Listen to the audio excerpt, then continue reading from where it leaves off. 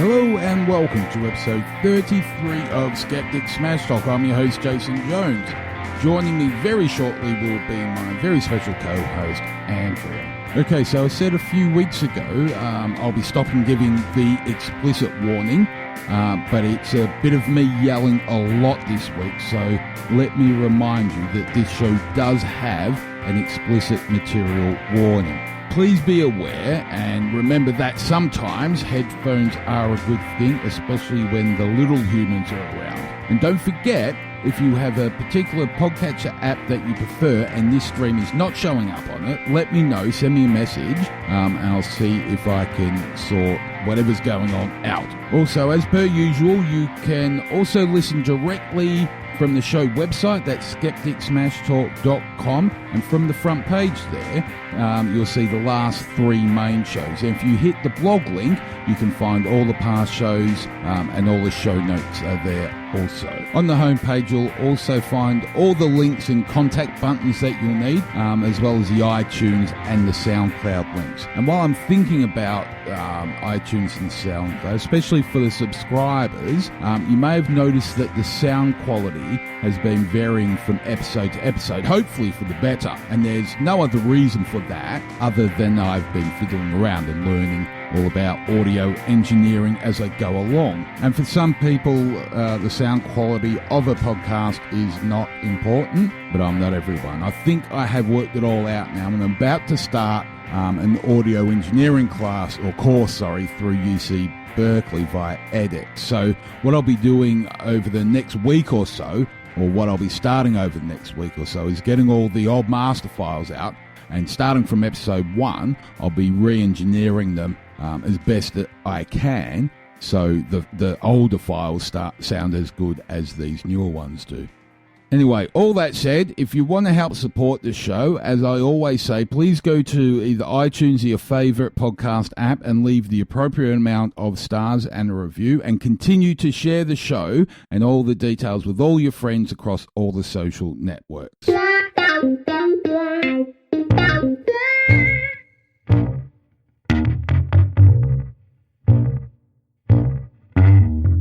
So this next story is inspired by something that George Hrab was talking about on his Geological podcast, and it's all about hamburgers. Well, actually, that's not quite true. It's more about the gentrification of food. But when I thought about doing this story a while ago, the best analogy I could think of was the mighty, mighty burger.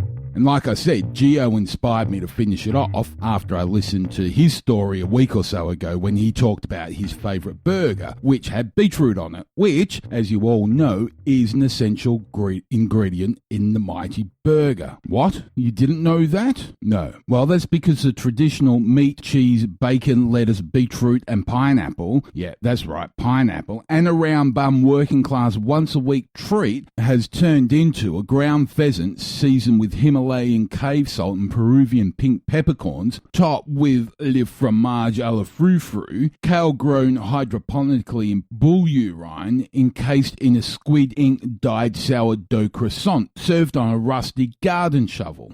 Okay, that might be a little bit over the top, but it's not far from it. And I hear you saying, who cares, you don't have to eat it. Well, yes, there's that, but save a thought for what the gentrification of food has done. For example, when I was growing up in Australia, lamb was peasant food, and we were peasants. Money was so scarce. Mostly because that gestation assistant needed all the money she could get to buy her sherry and her crack, so what was left over for the offspring had to go a long way. So every time they did the big shop, there was nearly always a full side of lamb and a big leg of pork. Only the leg because we were holiday Jews, but that's another story. And when I moved away into my first flat, I saw the economics of getting a half a sheep at a time as well.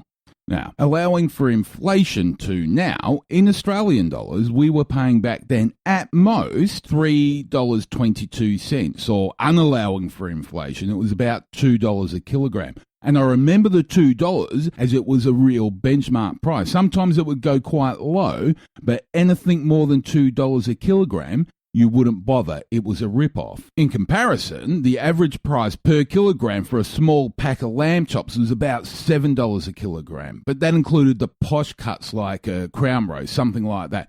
Something like the old four-quarter chops were about $3 a kilogram. Okay, granted, a fair bit of the weight in the side of lamb pack was scrap meat like belly flaps and shanks, which in 1988 weren't posh yet, but there was always a leg for roasting if you wanted to flitter away the best part of the beast in a single meal. And I'll add to the show notes a report from the ACCC that I found that confirmed mostly my memory, but it's also very interesting to note that where the wholesale price of lamb, when you adjust for inflation, has dramatically dropped over the years, but the retail price has gone from that inflation-adjusted $3.20 up to, in 2006, $12 a kilo. And now, for a pack of lamb cutlets in the local Coles supermarket, you'll pay $39 a kilogram. So, with the average factory worker earning about $20 before tax, you know they aren't dining on cutlets. Maybe they can afford some of those four-quarter chops at $15 a kilo, or about the same price as I paid for a whole side of lamb as a teenager. Now, I haven't lived in Australia for about 7 years, so I don't even know if you can buy a side of lamb from the supermarket anymore. But if you can, listeners in Oz, let me know how much they are. I'm really interested. How did all this happen, I hear you ask? Well, it was because some marketing smartass decided that everybody should be eating more lamb. So from 2005 to 2014, Sam Kekovich headed the annual advertising campaign for Meat and Livestock Australia. And this was done to the lead up to Australia Day, encouraging people to eat more Australian lamb. These advertisements were delivered in the style of Kekovich, deadpan rants, whatever that's supposed to be. And often he made satirically outlandish statements. Un-Australianism was his keyword. The first such advertisement drew a lot of controversy when he labelled vegetarians as being un-Australian for not eating lamb on Australia Day.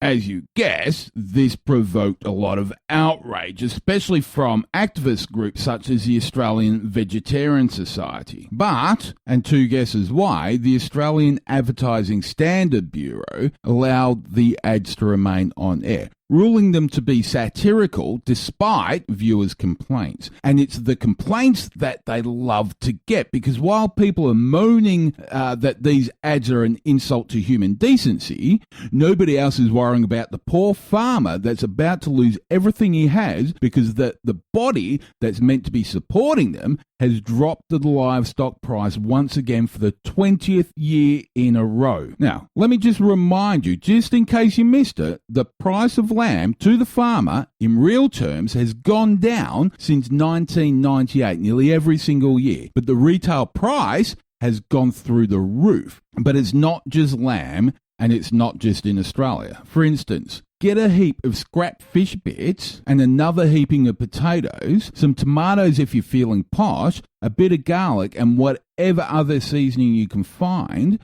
Maybe you can go and try this in Marseille, the home of bouillabaisse, where, depending where you go, or if you're a tourist, you can expect to pay up to €100 per person for the experience. And linked to this fish slop is the whole slow food craze. Think about it.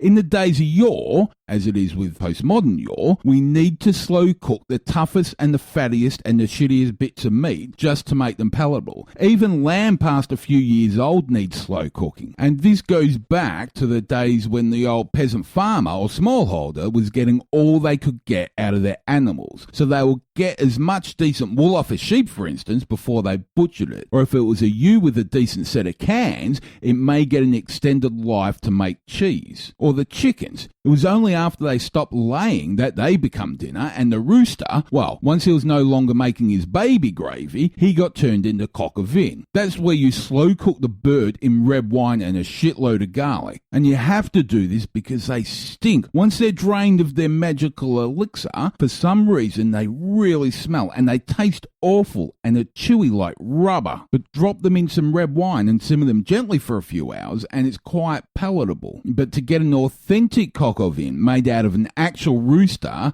that's not had a shot of Viagra will set you back about 50 or 60 euro a head if you can find it. Now, if this little fun fact doesn't make you think about what you're eating, nothing will. To be called lamb, in Commonwealth countries anyway, the animal can't have any teeth, so they're less than 12 months old. Then there are the two-tooths. Obviously, they've only got 2 teeth. Or hogger, and that's pretty much what we eat in the rest of Europe. But in retail, it's still called lamb. These mighty animals, with just 2 teeth, are between 12 and 18 months old at best. But then we have mutton, the toughest and chewiest of meat, at a staggering 2 years old. And you have to watch out for these fuckers because they have more than their 2 front teeth and they may attack. Maybe. But think about this. In the UK, we have what we call the spring lamb, and they normally hit the ground in late winter or early spring, but don't ever get to see the summer solstice. If they're lucky, they'll get to 6 months old, but normally anything after 3 or 4 months, and it's best eating for them. Anyway, back to the slow-cooked food. So your local a la foo-foo posh restaurant that have 3 chefs that have all made it into the semi-final of some shitty TV cooking show have finally figured out that serving fresh cooked steaks and eggplant parmigiana is too risky given the economic crisis. And now that the planet's becoming so obese, haute cuisine and cuisine nouveau are more likely to get you strung up in the larder. So restaurants are turning to peasant food and street food at exorbitant prices because instead of chips or fries, it's now accompanied by a beluga whale's pubic hair served on a 1939 VW Beetle's driver's side hubcap. Okay, I'm being a little bit silly with the whale pubes, but these people aren't. This is from Esquire in 2015. It's the 6 most expensive burgers in the world, ranked by excess in US dollars. So for $100 from an Irish pub in Pensacola, the restaurant takes filet mignon, turns it into a patty, and serves it with a side order of caviar and a bottle of Moet. That's nothing. In New York, for $140, the DB Royale Double Truffle Burger is ground sirloin stuffed with foie gras and braised short ribs and a truffle. Staying in New York, for $295, you get Wagyu infused with white truffle butter, cave-aged cheddar, black truffles, caviar, all held together with a diamond-encrusted gold toothpick. You know what? This burger's in the running for the Skeptic Smash Talk Thundercum of the Month. Or maybe it will go to this one. In Las Vegas, for $777, you get a bottle of Dom Perignon, and the burger has lobster, brie, prosciutto, 100-year aged balsamic vinegar, and minced Kobe beef. But we're not done yet. Let's go over to London, and for US $1,768, you get a Kobe and Wagyu patty garnished in gold leaf with lobster, caviar, venison, a duck egg, and a black truffle. Now let's just think about this one. We've got 2 different cows, a crustacean that in days of yore, the animal that we're so fond of now was so abundant that they were used for livestock feed and even fed to prisoners. In the very early settlement days in New England, natives were seen collecting lobsters 2 and 3 foot long that had washed up on the shore, and they used these as bait for their traps. But add in the venison, the fish eggs, the duck egg, and a rotten smelly black fungus, we got 6 different animals and a rotten mushroom for $1,768, and that doesn't include the tip. Okay, the last one, it's the Fleur Burger, again in Vegas at $5,000. Well, the burger is actually just a $70 burger paired with a bottle of wine priced at $5,000 on the wine list.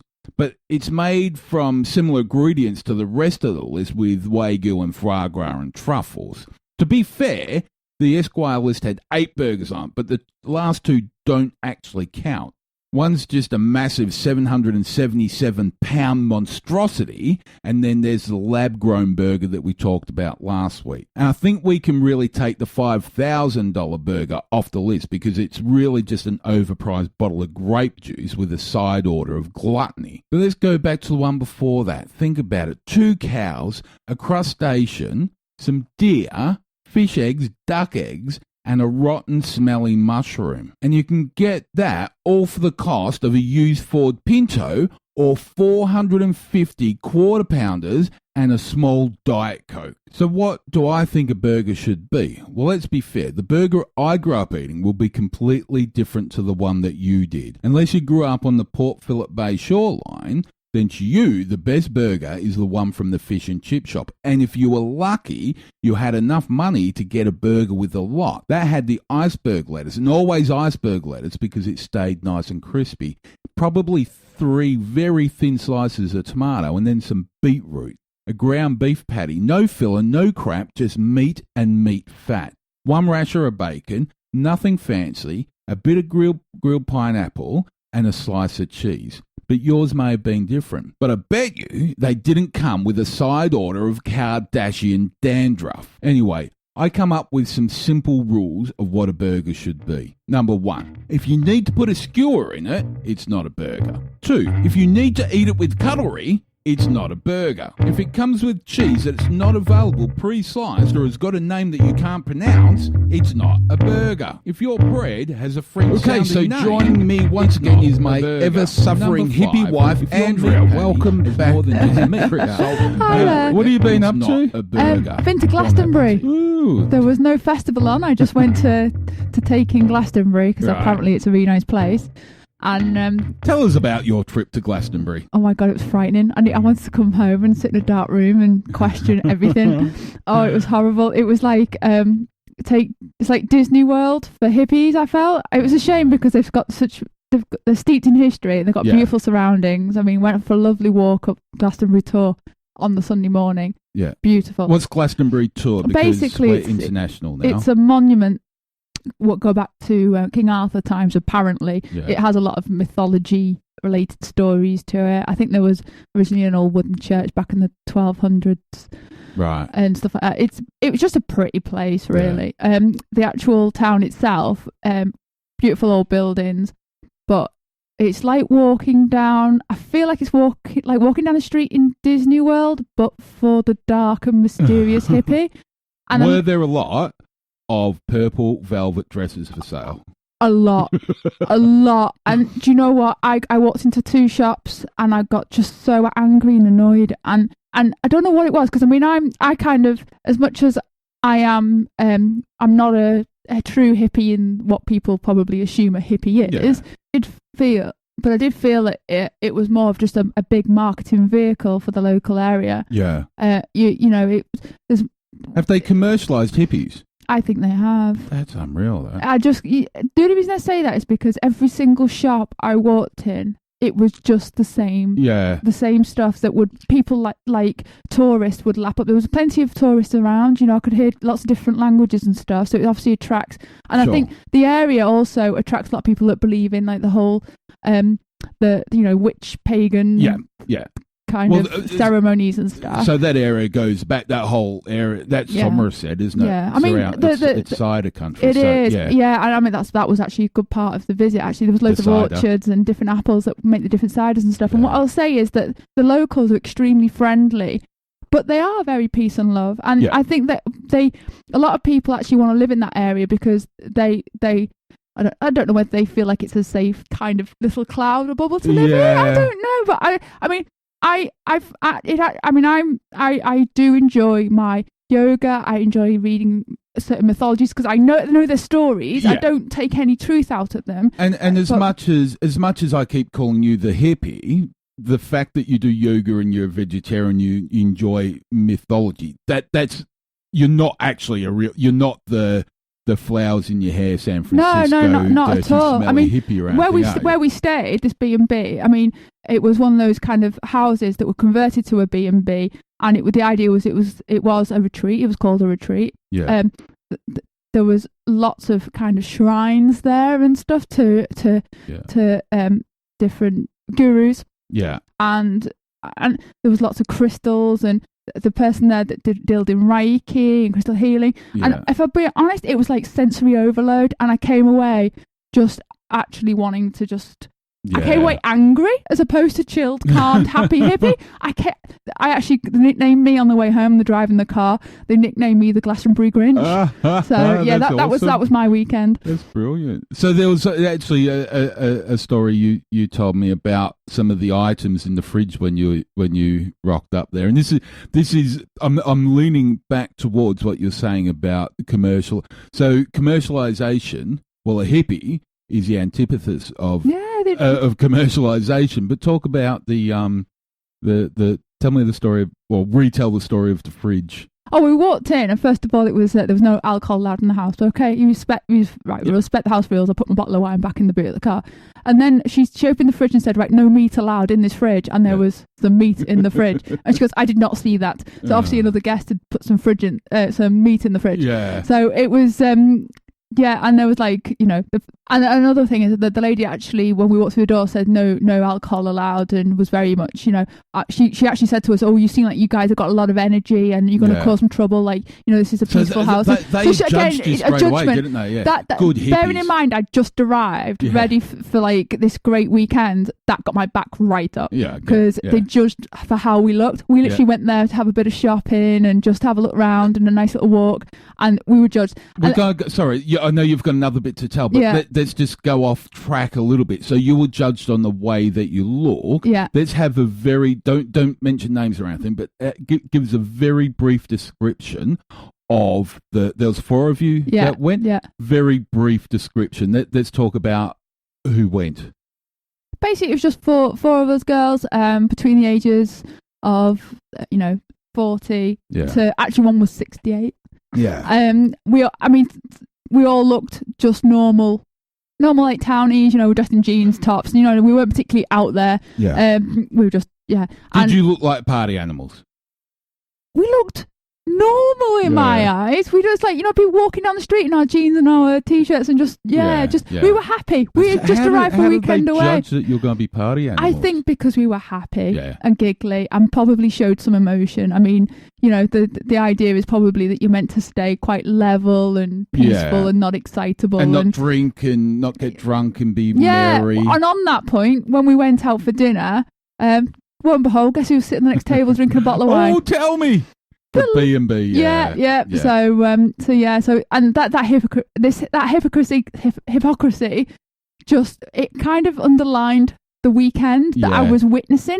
You just get that negatively put on feel. Yeah. No, does that make sense? Yeah, absolutely. That like you're being had. Yeah, and I think, do you know what? There's in many, many, many ways, you are a better skeptic than most people I know, because I could sit there. Now, I would say, no, I'm not going to Glastonbury because I don't want to be surrounded by all the hippie bullshit and all that sort of stuff. But you've gone there, you've experienced and said, no, this is all bullshit. But on that note, one of the most genuine sights that I saw, there was a group of 6 Hare Krishnas walking up the street, and they were singing and they were playing their tambourines and stuff. Yeah. They were genuine. They weren't there in a costume banging a tambourine for the likes of the audience. Yeah. Do you know? So that was the one genuine thing I saw. Yeah.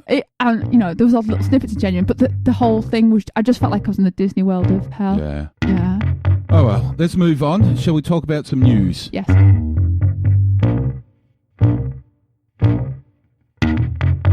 So, Jeremy Corbyn has been re-elected as leader of the Labour Party, and after all the bullshit that we've had for, pretty much since just after the Brexit, we've got the same result, and probably a very, not probably, definitely a very divided Labour Party.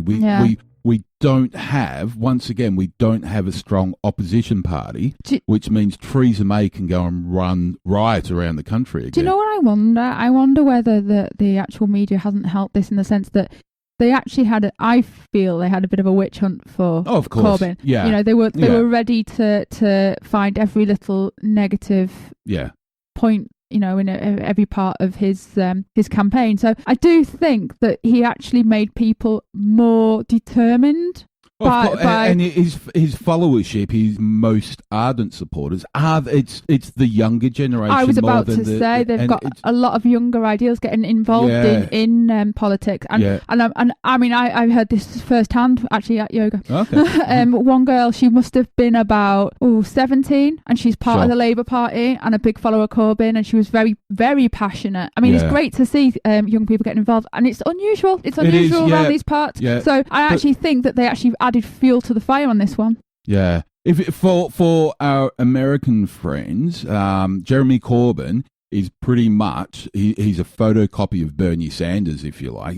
He's not as charismatic, and I don't think so. Bernie is going to be would be a brilliant opposition leader. Corbyn, I don't think he's strong enough to be in opposition. This is what I like about Corbyn, though. I mean, I've no opinion on the actual politics itself. Yeah. It's just how he comes across as the normal guy. Yeah, he's there in his rain mac. He's not there in his top suit. There's a lot at the moment when you're kind of a bit disenchanted by the bigwigs. It's a change. Yeah, he's been in politics for a long, long time, and he's been a very good politician. And one of the things that he was well known for was he never wore a suit into Parliament, and so you've got to wear a jacket and tie, but he would wear a mixed match of pretty much everything, and a tie that didn't match, and you know, all that. He is a hippie. He's been a protester for change for a long, long time throughout his career. But my problem, as he's stepped up now, and don't take me wrong, I'm not anti-Jeremy at all. But I'm also not a Corbynite. I'm on the fence on that. But I don't believe that you can have an opposition leader or the leader of the country as somebody who's such a staunch pacifist. I don't believe that you can have a warmonger either. But you can't have somebody who could potentially be the leader of the country tell the world that he'll never commit our troops to war. Yeah, this is a tricky one. It's one that I battle with myself mentally, because at what point does war actually at this point solve anything when we are constantly under attack, but it's a different kind of war nowadays. And I do feel that fighting back in the way that we can't fight back unless we take over a country, try and take over a some numbnuts from the UN, I think it was the UN, last week, ex-UN, he's no longer there, suggested that the UK could not defend against an invasion. In fact, he said that most of Europe can't defend against an invasion from Russia. Yeah, that's right. You can imagine. So play this out in your mind. Corbyn becomes the leader of the country, becomes the prime minister. All of a sudden, Putin decides, because some dickhead in the UN told me that they've got no defences, fuck it, I'm going to go and invade the UK because their prime minister's a pacifist who said unequivocally that he won't send troops to war. Yeah, I mean, do you know what? I actually think that we've had people in a position where they're quite happy to send people out to war, albeit at times tentatively, and have felt like no other option. Yeah. But it actually hasn't proven to do any good. It's not done any good. Not done any good at all. Do you know what? I'm all for the proof of, just that. I would like to see how that would pan out. I mean, he must have thoughts in his mind on how he could, tackle the current issues and crises. I mean, what I do struggle with is the fact that he's going to be if he was sat in Parliament amongst his party, and his party are going to have the Ministry of Defence, etc., how those kind of conversations would weigh out and, Yeah, and he needs to look at his party as well, because prior to now, and I talked about this in detail in earlier episodes, most his backbenchers were opposing him openly in the Parliament, which is every politician, every MP should have their own voice in Parliament, and I so strongly disagree with members towing that party line. That's pathetic. But when you've got the backbenchers openly trying to destroy their party leader in the Parliament, So something needs to happen there. And I kind of like the fact that he's fighting up towards that, though, because yeah, there's too many people who are too scared to actually change the way things have always been done. And the fact that he's saying, do you know what? I don't know. I kind of find that actually, I think that's where the media's actually worked here. I think they've actually drum up more support for the underdog. Everyone likes an underdog. He's an underdog. And the media supported him as the underdog when he was the underdog. Now that he's a lead, he's a leader again now, but during this campaign, he was no longer the underdog. So the media started pushing Smith a little bit more and all that sort of stuff. Yeah. And the media, the commercial media in this country, and it's as bad as anywhere else in the world now. They don't care, they're not doing investigative journalism. What they're doing is selling newspapers. Politicians aren't winning elections to make the world better. They're winning elections to win an election. That's all they care about. There's no such thing as news in the news anymore. It's really just like you say. It's marketing. I mean, when breaking news is Bake Off, then I'm sorry, but then you give up. Yeah. And I tweeted about that, and I think a lot of people did last week. We've got the headline news in order was a cooking show has been cancelled from the BBC and has been sold to a commercial interest.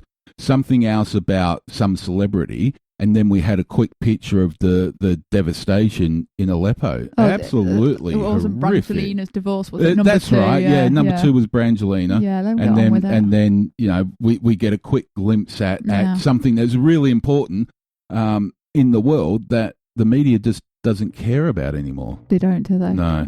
It used to be, there was an old saying, if it bleeds, it leads in media. Yeah. Now that's completely... Oh, no. If it's sensationalised and you can get people to watch, then they'll... Exactly. Yeah.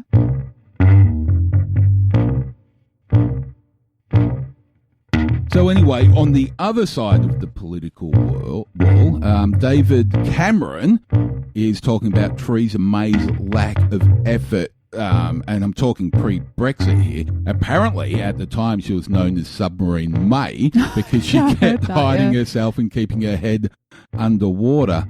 And we saw that, didn't we? There were very vocal people, and May sort of kept in the background. And at the time, I sort of thought that was clever, good, but it was very clever because then she jumped out of the limelight once Cameron had dropped his bucket and Boris had dropped his.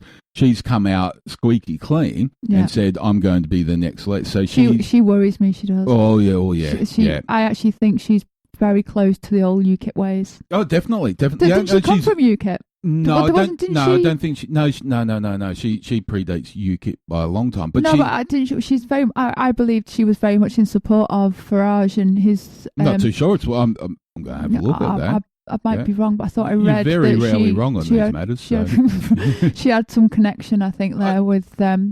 She doesn't believe in human rights, and she's the one who wants us to strip. Is she the one that wants us to build a wall around our country as well? No, well, she's approved the wall for Calais, yeah. So and she wants to see that camp stripped down. She wanted so the UN Human Rights Act she wants to destroy and bring in a charter for the UK alone. As the Home Secretary, she actually had, and I've talked about this so long ago now, the war on drugs. So there was some research done that showed that the war on drugs is completely ineffective, and legalizing certain drugs actually is better for health, better health outcomes, that sort of stuff. So what she did was completely censored the paper. So by the time it was produced, all of the positives for legalizing certain drug use or decriminalizing, were completely redacted from the paper. I can't help but think she would be so dangerous if she had. She'd be awful. Oh. She's her human rights record, her voting record on human rights is absolutely pathetic. But people, they're not seeing it because we're celebrating that we've got a female once again leading the country, and it's great that we've got a female once again leading the country. But if that female is a bigot, how good is that going to be for the country? Well, right now it'd be absolutely dangerous. Exactly. What she has done, and she's playing a brilliant... You've got to give her credit, but we're seeing through it now. So in the news this week, she's committed to introducing a regime of pardons, and it's going to be called the Alan Turing Law. So all the men in the UK that were prosecuted and convicted of homosexuality, they're going to have a rolling program of pardons, which is awesome. But she's doing all this bullshit to cover up the things that she's not doing. So she's, not talking about the important things, the thing that she jumped on the bandwagon of, or jumped, she acted as the scavenger, picked up all the bits, starts talking about Brexit. Now she knows she can't do fuck all with her, so she's putting all this other stuff in the way to try and hide behind. A nice smoke screen, isn't it, behind the real agenda? Exactly. Yeah. Okay, so away from British politics, now in America at the moment, there's a lot of hoo-ha about a pipeline that's been going through Dakota, which is cutting through a lot of the Native Americans' land. It's going to be devastating. So it's an oil pipeline. It's going to disturb the water tables and all sorts of stuff, and it's really awful about what's happening over there. And I might do something on that in the coming weeks, but jump online and just have a look at the Dakota pipeline. Just Google Dakota pipeline. You'll learn everything disgusting that's happening over there. But there's another pipeline that's been opened in Europe. The beer pipeline. That's the one. So this is in you sent me this story, so it's in Belgium. Yeah, well, I know you've always wanted to go to Belgium, haven't you? I have been, but it's well known for its beers. But one thing that it grabbed my attention with the headline, but as you read into it, it's basically it's been 4 years in planning. 5 months in construction itself, and the funding was part government and part by crowdfunding. Awesome. And they actually rewarded those that contributed with beer, which is always nice to know. And I think it's something you'd probably contribute to if you could, wouldn't you? Yeah. Okay, so the pipeline itself, it's actually quite interesting. So they've run this pipeline from the brewery, which is in the town, out to their bottling plant several miles away. So what was happening was the trucks were coming into the brewery, picking up the beer in bulk and shipping it out to the bottling plant where they'll obviously bottle it. So they'd made the decision. What they could have done is obviously, and what would have been a lot easier, I guess, would be to shut down the brewery in the town and just brew at the bottling plant and save all that hassle. But for the right reasons, and this is the big difference between sort of businesses outside of Europe and a lot of European businesses,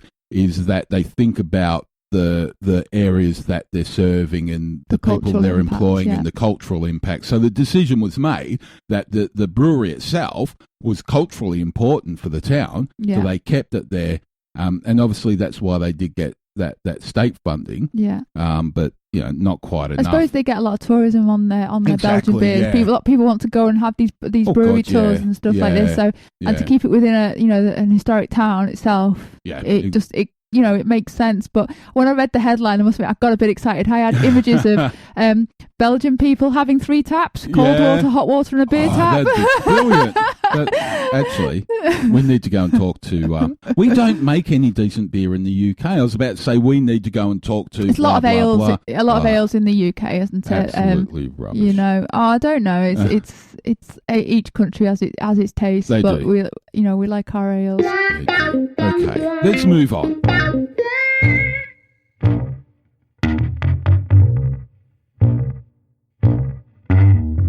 Okay, so sticking on the burger theme, In-N-Out Burger, and okay, so let's stop there for a sec. I'm going to defend In-N-Out. I know if you're an atheist, you're starting to write me some really shitty hate mail right now, but hear me out. I'm a philosopher before anything else, and this will become very clear quite soon. This is a story about freedom, that thing that all Americans cherish, some even at the barrel of a gun, some just a little bit more sensibly. And if you're scratching your noggin, wondering what the fuck I'm on about, In-N-Out, amongst all of its other sneaky little secrets and code words, very strategically print Bible references on its packaging. I don't think it's done the Leviticus one yet, so that probably is why not too many people know about this. But I think what is very well known and talked about a lot is their secret menu, which is so secret you can find it on their website, and every customer knows about it. Okay, so this next part is really quite interesting, and this is why I'm very comfortable with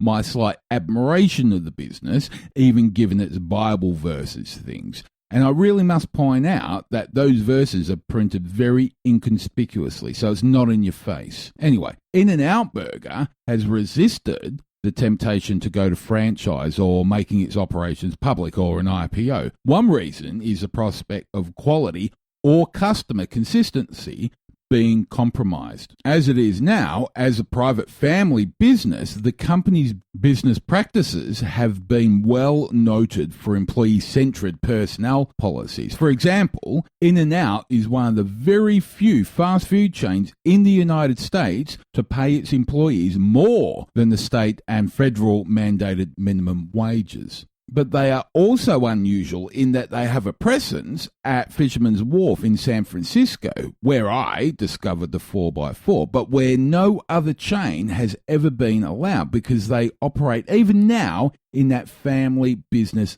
ethos. They pay their staff well and they use local ingredients. And I hear myself, I'm not advertising for them, I really just need to lay the groundwork, especially for the context of this story.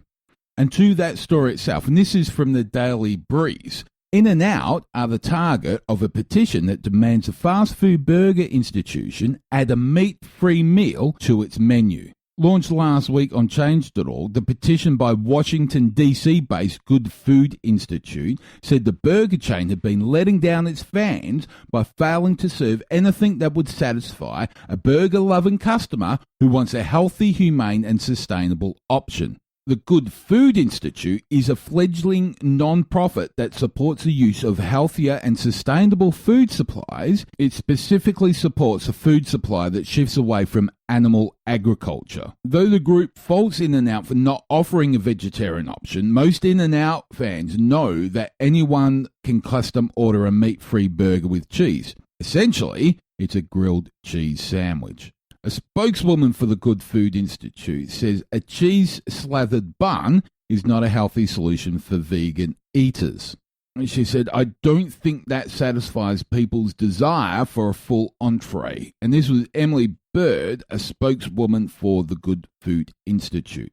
The non-profit said Irvine-based In-N-Out is the first restaurant Good Food has targeted since the group's establishment earlier this year. She said the group focused on In-N-Out because it's a cult favourite with a large following, but small enough to easily add a meatless burger to its menu. As a company that prides itself both on customer satisfaction and ethical business practices, adding a meat-free option is a no-brainer, the petition states. And by making this single addition, In-N-Out will be making a huge statement that it truly cares about its customers' health and the health of the planet. In-N-Out could not be reached for a comment about the petition, which has to date got just over 30,000 signatures. The group have said that they plan to send the petition to In-N-Out President Lindsay Snyder once it reached over 25 signatures. Okay, so let's break this down. This is going to sound a bit ad hominem, but I pretty much read that verbatim from the press release, and deliberately too. Normally, I wouldn't have used the language such as fledgling non-profit to describe the Good Food Institute, but I did leave it in for a very good reason. This startup, non-profit, is going after a successfully run family business that's been doing what they've been doing for 68 years. For 68 years, they've been employing workers and paying them a decent wage, and even as the GFI admits, they are a customer-centred, ethical business. But what do we know about the GFI? Well, not a whole heap right now, but I'm working on that. I do know that its exec director worked at PETA for a long time, And they have, as it seems, a shit ton of law graduates working for them. More than I would have thought needed for a non-profit whose, well, according to their What We Do page on their website, say, we work with scientists, investors, and entrepreneurs to make groundbreaking good food a reality. We focus on clean, i.e. cultured, and plant-based meat, milk, and egg products that are more delicious, safer to eat, and better for the planet than their outdated counterparts. Now, if that's not a fucking advertising pitch, I don't know what is. And remember this is a non-profit.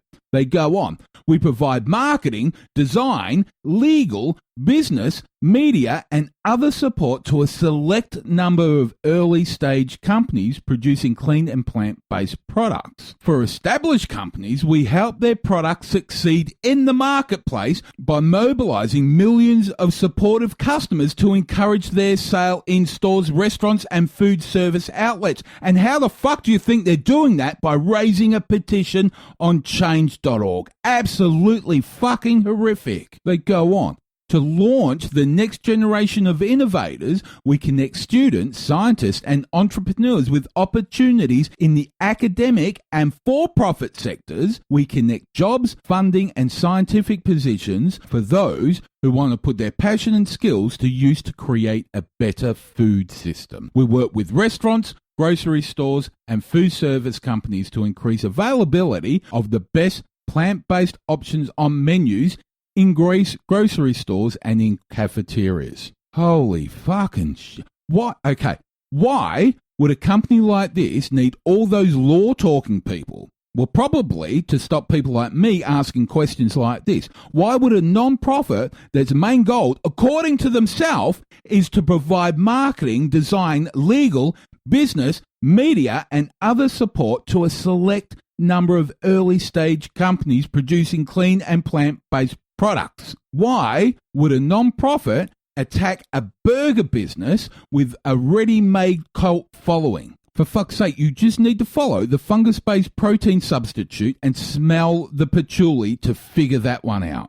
Now, you see, the thing with non-profits and charities, for that matter, well, in a very roundabout way, is they get that status because they're doing something that makes the community or society a better place. Well, in theory anyway. And I've said this before, just last week in fact, we need to find a better way to feed the planet. And if the Good Food Institute are what they purport to be, I will support them as best I can. But we know that's not what they're interested in. They're interested in marketing, design, media, legal assistance for other certain businesses. In their words, for established companies, they will help the company get their products to a successful place in the marketplace by mobilizing millions of supportive customers. But let's have a look at the other side. You have a family business that's been running successfully and ethically for nearly 70 years. A business that supported local economies and growers and producers, and as far as I can tell, they have never tried to offshore any of their tax liabilities. Now, I'm not suggesting that In-N-Out are not interested in profit as well, but they're a bona fide business and that's their role. Obviously, without the distribution of currency, currency has no value. All that's happened here is the GFI have tapped into their Peter roots and tried evangelistic bullying tactics to force a privately owned company to sell a product that the GSI, according to their own website, have a very vested interest in. How do they get non-profit status? But think about this. Being that every other chain now seems to offer a veggie alternative, there must be a reason In-N-Out have not gone down that path. Actually, that's not true. As I said, you can get a meat-free option from them. It's melted cheese on a bun, which tells me they don't offer a veggie burger for a very stubborn reason. I really wish I knew what that was, but I can't say this enough. They are a privately owned business, and they can do whatever the fuck they want. And this is my judgment for all privately owned businesses, including those vile pricks that refuse to sell a wedding cake to 2 men, or 2 women, or 2 giraffes, or 2 amigas. Yes, their hate-filled, vile outlook is appalling, and it sickens me that we have humans that can think this way on the planet. And this is the answer as to why am I a misanthrope. But if we keep banging on about freedom and personal choice for the self, we must, by logic alone, have also to insist on this for everybody else. See, I told you the link to philosophy will become clear, but it can't be made any more clearer than the way it was in this tweet from @CharlesHorn. He offered this advice. If a Vegaburger petition gets you angry, you know your beliefs are oozing with bigotry. So much for your personal choice, #in and out. So obviously numbnuts here doesn't understand the meaning of the word bigot. Luckily, we have the Merriam-Webster for that, and it teaches us that a bigot is a person who is intolerant towards those holding a different opinion. And he obviously doesn't understand what the words freedom of personal choice actually mean. What it means is that if you don't want to eat the 4x4 animal style, you can always go down the road and eat a burger made from factory-engineered shredded cardboard or ground pheasant seasoned with Himalayan cave salt and Peruvian pink peppercorns topped with fromage a la frou-frou with kale grown hydroponically in bull urine encased in a squid ink sourdough croissant served on a rusty garden shovel.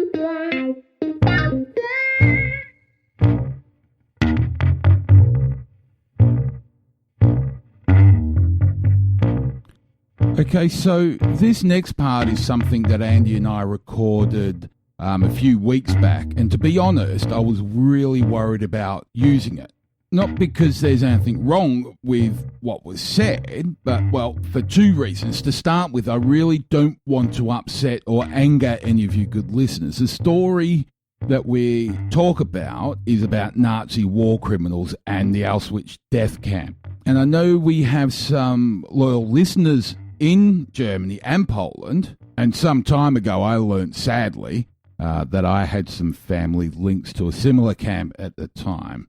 As much as the story is about events 70 or so years ago, it's still a very touchy subject. But I was probably more worried that the story would bring out the haters, a little more than normal, actually.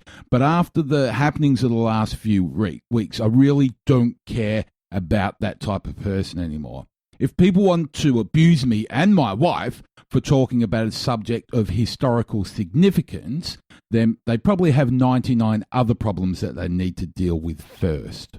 Anyway, let me give all the warnings first. This is a story about a 95-year-old former SS medic that is going to stand trial for war crimes. Andrea and I take a look at this purely from a stance of philosophy, which means we can have a discussion taking away any of the personal feelings. Think along the lines of the modern parlance of a devil's advocate, or kind of, sort of anyway, but not so much. And for some people, this is something that's very difficult to come to grips with. How can you defend the actions of a Nazi? Well, we don't do that at all. What we do is take a look at the other side of a coin and take everything into consideration.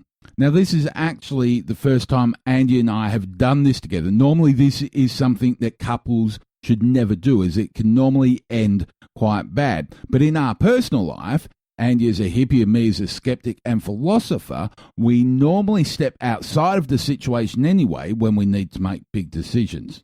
Anyway, that's enough of a preamble from me. I guess what I'm trying to say is it may not come across as such, but we are not taking sides or defending anything anyone has done or are accused of doing. Please take it for exactly what it is and enjoy. So, Andrew, what we've never actually done on this show is any real philosophy, have we? I mean, we talk and we read. There's a reason for that. We philosophise every day to each other. And for those who don't know or think it's anything different, all philosophy really is a argument that nobody ever wins. It's just ideas. Yeah, but yeah, that's our life. So I've got a story here, and it's not a nice story, and it may be, as I start, it may actually be. People might get a little bit offended, but it's the perfect story to talk about what's right and just and where we need to go with our lives. Are we really ready for a deep? Well, We're doing a rare. Can we go back to the polar bears? We're doing a rare thing where we're recording on Friday night because you're Schrodinger's co-host at the moment, aren't you? You're both here and not here. Yeah, so, that's true. So we're doing a rare thing where we're sat back and we're having you're having a nice glass of wine after yoga, and I've got a cold can of Carling sat here. It's not Carling. What is it? It's Carlsberg. Or maybe I had too many of them. You're only on two. Anyway, I've got a cold green can of beer, so both relax. We're not going to yell at each other. But let me read the story. Let me get through the story, and then we can do a bit of philosophizing and talk about what's right and what's just. Okay. So the story reads, I think it's all over the news, but I think the best report was from BBC World.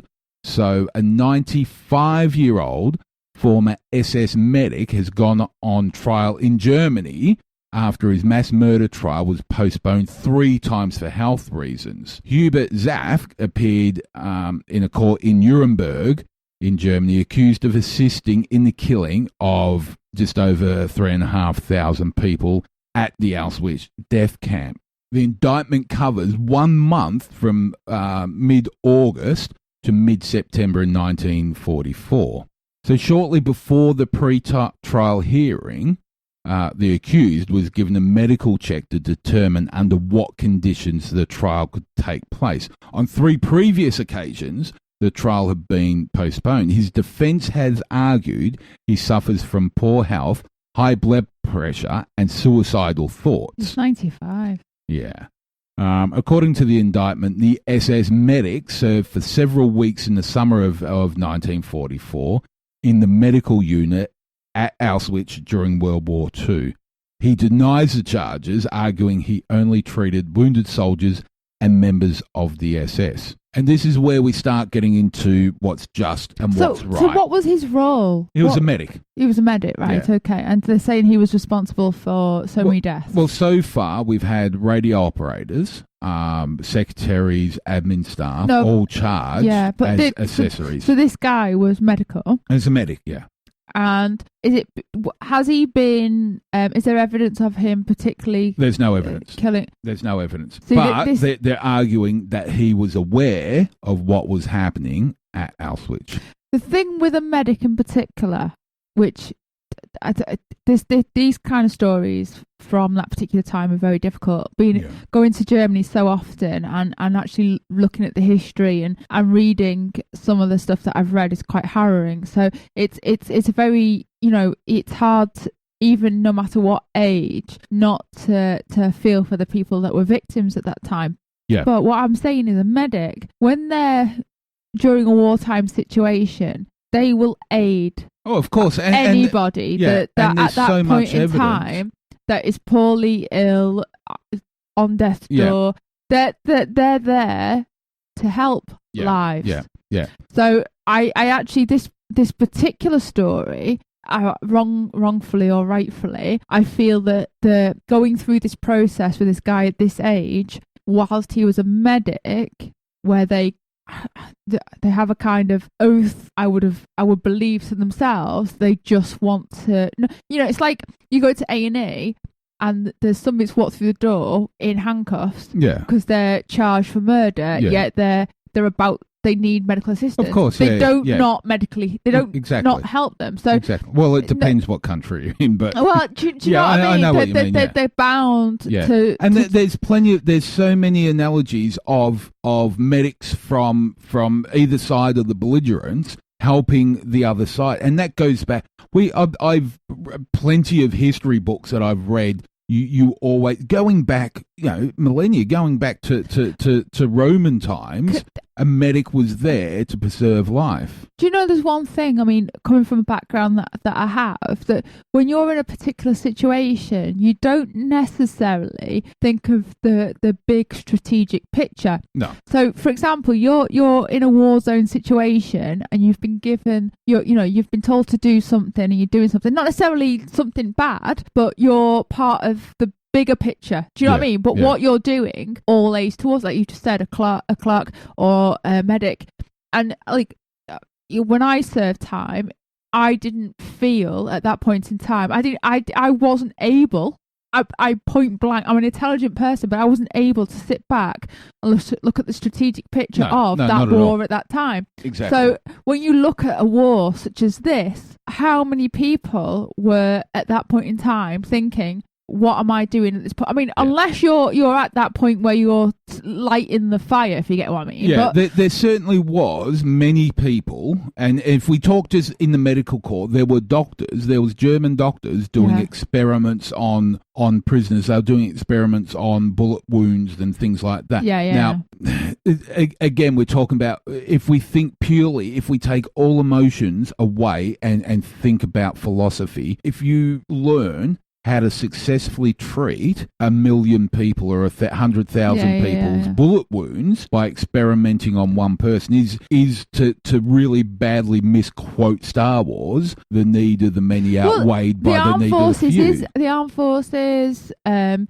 I would go past that point to other emergency services, that sometimes they have no option but to let one go over the greater many. Now that's just like saying that one life's not worthy, and it might be that at that point in time that person could have sat back and thought a way of solving everything. Do you know? But in a situation at that point in time, what you do, and this guy, right, let's go back to this story. He's a medic during that time. They've got no evidence to say that this guy actually murdered anybody. Exactly. Yeah. None at all. So far, his charge is basically, as Nick said, he is accused of knowing what was going on and not telling anybody. But who the fuck was he to tell? Well, I know. And the fact that this guy, I mean, they say what he's got high blood pressure, he suffers from poor health, suicidal thoughts. The guy's just saying, just take me off this planet right now. It's a horrible, horrible place to be. I mean, I'm in his head. I mean, I don't know. You know, this guy could have been pure evil and we didn't know it. Or this guy could have just been literally a medic working his service time, trying to save lives, yet he's been embroiled into the fact that there was some fucking horrible people out there at that point in time that literally killed thousands and thousands of people and children and everything. So, and we're talking, so there's no way of getting around, and I'm sure there's people that have already switched off and they're sending us hate mail and whatever. We're talking in terms of philosophy. I'm not saying there was we went to the Holocaust Museum and I was crying my eyes out every step of the way through that place. I'm not saying that anything that the Nazis did was right. It's one thing that always recalls in my mind now, what we're dealing with now.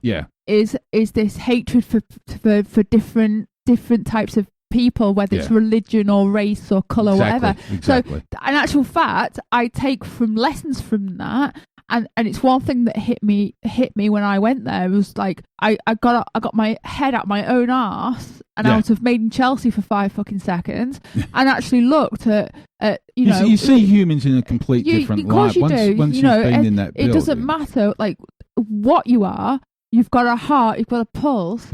And you should love each other. And if anything, this story just, I'm not justifying anything that happened back at that time. What I'm saying is, I for one look at that and I think, looking at the individual. I mean, if you were that individual and you, hand on heart, did nothing wrong, you would want people to be on your side. Exactly. And I don't feel like I have enough evidence to actually argue that this medic was part of that mass.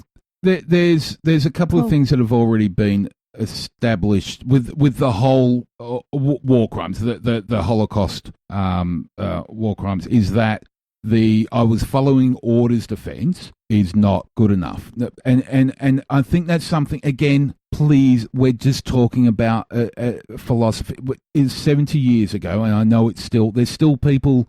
Obviously, still people alive that went through, some really, really horrible times. And I don't want to disregard that at all, but it was 70 years ago. So at what stage do we say it was 70 years ago? I actually think that that's where I disagree. I think it's so important. Right, the case, yeah, maybe to a point, but I think it's so important never to forget. It should never be a closed book, because it's too easy to look back and say, "Oh, that's 70 years ago, it don't happen now." No, I don't think history repeats itself. Yeah. I don't think not at all should we forget that it happened. And do you know what? There's still fucking idiots on the planet that deny that the Holocaust happened. They complete. And that just blows my mind. We can't ever forget that. You know what? You just have to ignore them comments, because that's fucking bollocks.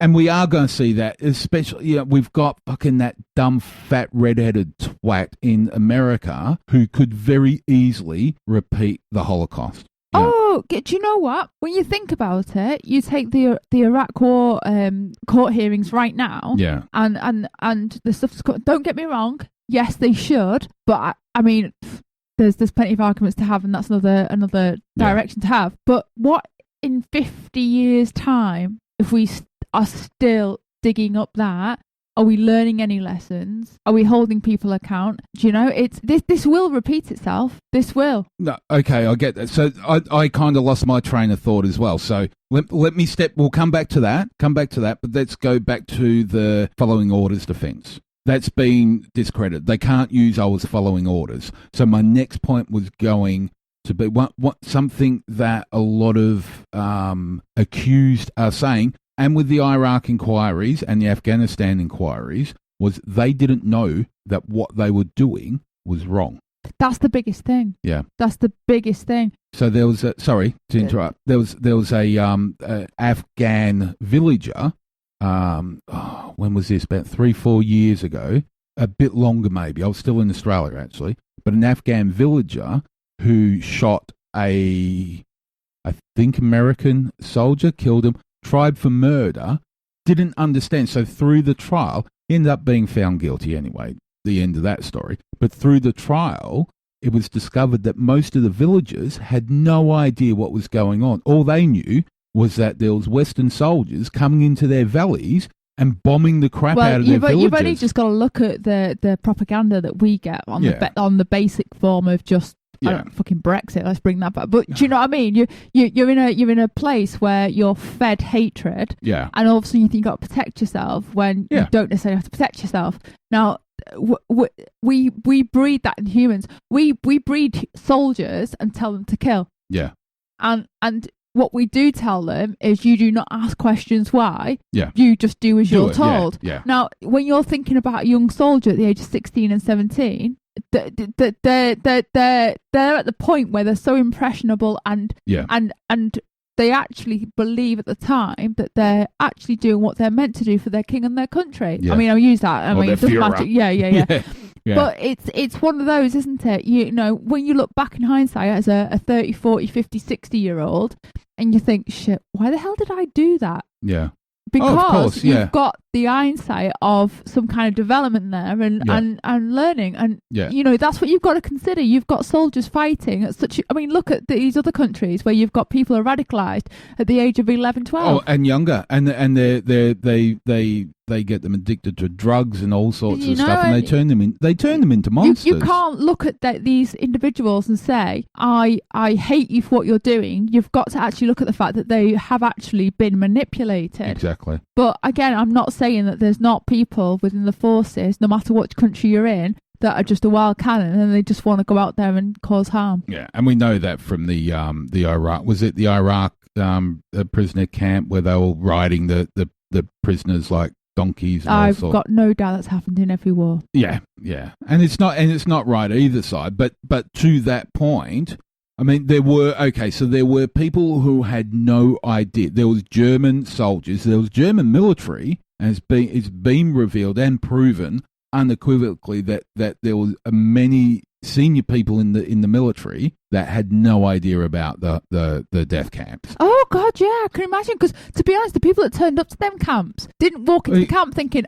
"Oh, I'm going to get gassed right now." Yeah, they actually it's a case of, "Oh, what's happening here? Shit," and they're gone. Exactly. So do you think they publicised that throughout their forces? Do you think they would have people that would stick around and support the need? No, they wouldn't, would they? But then in this case, so this medic was there for a month.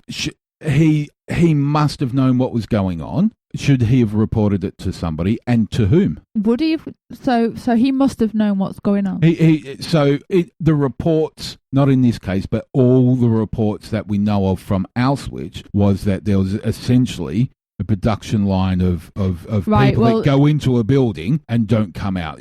There was nobody in that camp that could deny that it was a death camp. When you're in a situation, I think, at that point in time, it's not until many years later where you look back and think, well, that's not right. Yeah. That doesn't sit right. I'm not saying everybody. Some people are more switched on than others and can at that point in time say, what's happening here? Yeah. But there are, for some people, that block out what's happening during a very hard time. And it's not until the dust settles they think, fuck. So that's a really hard call. So unless you're in somebody's brain, that's a really hard call. One of my big questions here is who do you report it to? Well, are you going to get your, Yeah, he's an SS medic, obviously. Yeah. So he's an SS medic. He knows what the SS do. He knows what happens if you go on the wrong side of the SS. So the question is, his accusers will be saying, you knew what happened, why didn't you report it to? I think, who do you report it to? Yeah, and I think as much as there are very strong people out there that will stand up for their beliefs, no matter whether they're about to suffer their own life, it takes a very strong person. And if you're actually looking at losing your own life over something, there is an argument to say that it is, to a point of duress that you don't, Well, I think to all those points we've talked about so far, that nobody living now can actually make a decision on what should have happened 70 years ago. They really can't. So the last not unless they're there and exactly. And I'm not forgiving whatever happened in in those camps. It was absolutely horrific. There was 6.5 million people. It's just it's unbearable to think about. But we can't say that somebody then what their state of mind should have been. No, of course you can't. You've never experienced it yourself, have you? No. So the very final question is, 70 years on, should we be putting a 95-year-old man on trial? I don't believe so. I don't know. It's such a hard question, isn't it? I mean, if it's so hard, he's 95. How long has he got left to live? I might surprise you on this. I think he should. And the reason he should be brought to trial is that he didn't surrender himself. Well, that's why I falter. Yeah. But it's like... I'm not saying that he's right or wrong. My point is why you would, is that I think it's important to go through the process to learn by what happened and the evidence and where it fell through. Do you know what I mean? Why somebody wasn't charged and if there was anything there to learn by in the future. But the other point is, there's nothing going to come from it that's of any use. When the guy's that age. No, not at all. But I do think it's important to go through a process. It's just how the process is dealt with. This is a hard one, being isn't it? that the Nuremberg trials themselves literally, started as soon as the war ended, and there'd been war crime trials ever since. And. There won't be many more because most of them are at this age now. Yeah. But the question I would want to know I think it was the radio operator last year, early this year. He actually believed that what they were doing was right. He didn't have a problem with it. No, he actually thought it was okay to do what he did. That's different. He was hiding away from prosecution.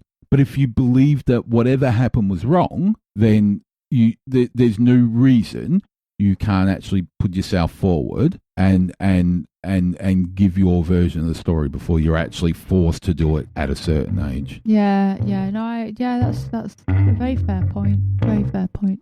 So, because it's philosophy, there's no answers. There's just questions.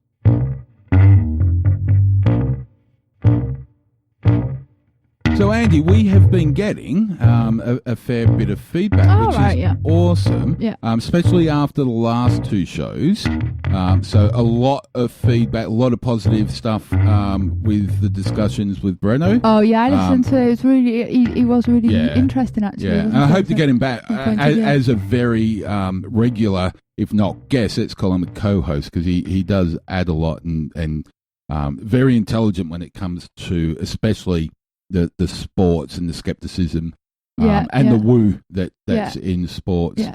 You've been getting a lot of positive feedback, which is also quite awesome. Oh, right. And I've been getting feedback about my spelling. But to be fair, your spelling's always been shocking. It's quite atrocious. Yeah, I mean, you have dyslexia and, you have other things, so it's something that you always pick up on. And we can't always blame autocorrect. No, we can't. But anyway, that come from Rick Northam, and it was in jest. He's been a good supporter of the show. Yeah. Rick's the top guy. Unfortunately, he's from Essex, so poor fella needs to deal with that. So I'm not going to pick on him too much. But he's also given some really good feedback. And I was chatting to him offline the other day on the Facebook page. So if you want to have a chat with me on Facebook, you can use the messenger service on there. But he sent me some more information on the wonderful world of Amazon. So okay. Some more. Amazon Gate. Yeah, I'm going to do another story on that one. Also, I've got a couple of things now. Everybody that's been interacting on the Twitter, thank you very much. Everybody's been quite active recently, and it's really, really motivating for both of us. But two users in particular, so there's Kush Candy and Kathy_4 have been really doing a lot to help promote the podcast, a lot of retweets and a lot of positive comments. So both of them have been extraordinarily active. Brilliant. So thank you big thanks. For that one. I also got another message on Twitter from, I think the guy's name's Sean, by the Twitter handle, goes by S-O, asking, when you get the chance, would you let me know what music you're playing on the intro of episode 31? So all the music that I use is pretty much music that I'm not going to say wrote, but that I created in GarageBand and did some mixes and stuff like that. So it's all original music, designed, I guess, by me. Oh, and he also says that he likes the diatribes and should be a part of the regular auditory diet. So thank you very much for that. And finally, so this was an email that was sent in by Dave in Derby, and Dave's been a very long time listener of the show. Actually, I think he was one of the very first to leave a review on iTunes. Great. Dave wrote, after the Cognitive Dissonance guys gave your podcast a mention, that was a long time ago now, I thought I'd give it a listen, and I have to say, I like it. So as requested, here's my feedback. He says, I got used to listening to you talking on your own and was a little bit hesitant when your wife, Andy, joined the show. I actually did the eye-rolling thing when you in your first episode together talking about reality TV. I did too, to be fair. Yeah. Andrea did say that she watched just about all of them. Now I hate all of them, and Dave, you're not alone there, mate. Me too. And I mean hate with a true passion. So I was worried that your show would be ruined by a very irritating woman. However, I'm glad to say that this was not the case at all, and I very much enjoy Andrea being on the show. And, well, to be honest, so do I, Dave. Yeah. He goes on, as far as I'm concerned, I love your diatribes. It's clear that they're from the heart, and I, for one, agree with a lot that is said. So keep them going.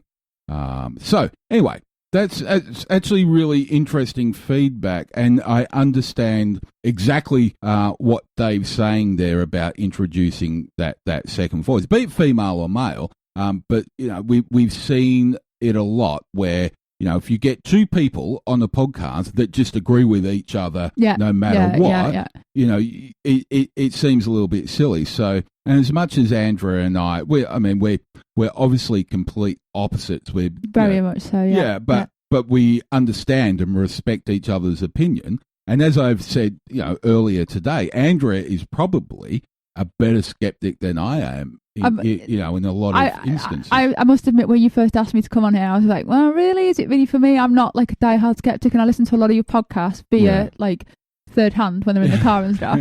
But I am me, and I don't see the point in pretending to be necessarily in agreement with you. In actual fact, I spend a lot of my time disagreeing with you. So no, I totally respect the the opinion. Yeah, and yeah, like I say, you can't just have a group of people all sitting around agreeing with each other to try and make a point and try and, we do this a lot. This is I keep saying I don't do this for any other reason, but it's an outlet for me, and it helps me along. So, thank you very much. Yeah, great feedback. For the feedback. Honest.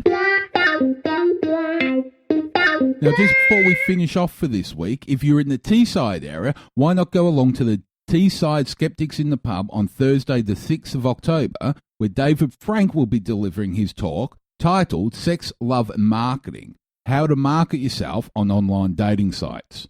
I'll have all the information you need for this talk in the show notes, but essentially this talk will prove that you're attractive to a great many of people, and David uses science to prove it, as well as singing an acted romance scene and a very interesting Q&A afterwards. David gives a marketer's insight into porn for women and the formulas romance novels use for their plots and covers. David will also reveal the statistics behind the UK's porn viewing habits. Like I say, I'll put all the notes and some more information on this talk into the show notes. But finally, before I go, there may or may not be a show available at the normal time next week. Andy and I will be travelling over the time I normally do all the magic that gets my voice into your ears, but I'll do the best that I can to get that sorted out. There will be a show, but it could be a little bit earlier or a little bit later than normal. And with that said, on behalf of Andy and myself, thanks for all your support and all the feedback. And hopefully, until the same time next week, this has been the Skeptic Smash Talk.